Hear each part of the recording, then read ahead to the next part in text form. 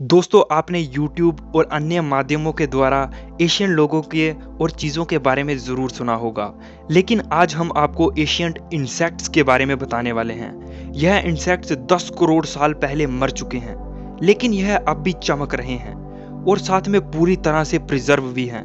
क्या आप मान सकते हो कि डायनासोर से पुराने जीव अब तक पत्थर में पूरी तरह से सुरक्षित हैं और किसी विचित्र लाइट की तरह चमक रहे हैं? यह बैंगनी, हरे और पीले रंग में प्रिजर्व हैं।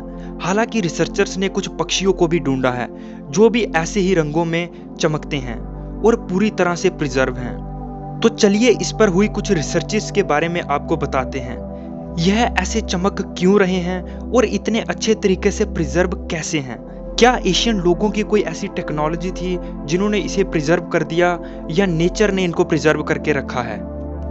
दोस्तों, चलिए सबसे पहले बात करते हैं हम इस पत्थर की, जिसकी वजह से यह जीव पूरी तरह से प्रिजर्व हैं। इसको जिन्होंने ढूंढा था उसके लीड रिसर्चर्स थे चाई चिन यांग, जो कि एसोसिएट प्रोफेसर हैं Nanjing Institute of Geology and palaeontology. इन्होंने म्यांमार में इन एम्बर फॉसिल्स को ढूंढा था। म्यांमार के वर्षा वनों में एक तरह के छुछंदर के पेड़ पाए जाते हैं और उनमें से एक तरह की बहुत ही अजीब और मोटी राल निकलती है, जिसमें यह इंसेक्ट्स और कुछ जानवर फंस जाते हैं। जैसे जैसे समय बीता जाता है, यह राल समय के साथ और भी सख्त होती जाती है और समय के साथ यह एक पत्थर का रूप ले लेती है। अब ऑक्सीजन अंदर बाहर नहीं हो सकती, तो जाहिर सी बात है कि बैक्टीरियाज भी नहीं बनेंगे। बैक्टीरियाज नहीं बनने के कारण यह फॉसिल्स अब तक इसीलिए पूरी तरह से सुरक्षित हैं। लेकिन दोस्तों, हमको बहुत से डायनासोर्स भी मिले हैं ऐसे ही फॉसिल्स के रूप में, लेकिन उनकी हालत बहुत ही खराब थी। उनकी सिर्फ हड्डियां ही बची थी, जब कुछ खोजों में उनकी स्किन भी मिली है।